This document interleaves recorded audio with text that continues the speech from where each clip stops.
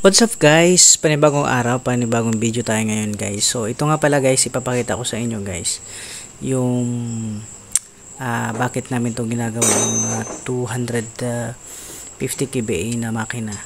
Yung nangyari pala niyan guys is pumutok yung EBR cause dun sa nangyaring pag wild dahil dito sa, yan pinakita ko guys yung injection pump. Yan po yung damage no. So pinakalibrate namin doon sa umaayos, kaso nga lang guys hindi na kayang i-calibrate kasi basag lahat, no. Kaya binili namin ng bagong injection pump. So ayan yung mga kasama doon sa injection pump na tanggal. So ito na po lahat guys. Kung mapapansin niyo diyan guys, yung camshaft na yan damage na meron ng tama lahat. So ayan, ito guys, pwede pa itong magamit. Yan, pwede pa yung magamit guys, walang problema yan.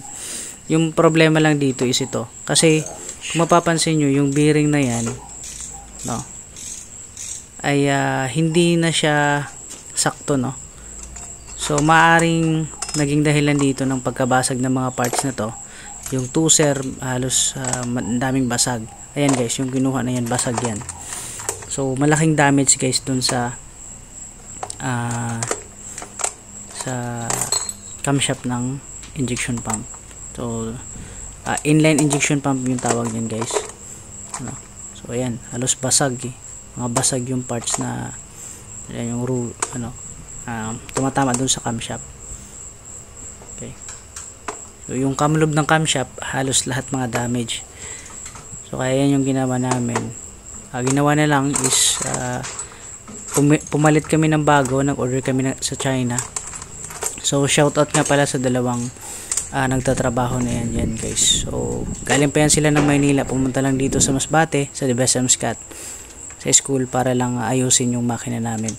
So ayan, shoutout sa inyo sa mga taga Super Trade, shoutout sa inyo si Ronald at saka sa dalawang kasama niya na pinadala dito sa amin. Shoutout sa inyo, maraming salamat po sa magandang serbisyo. Yun lang po guys.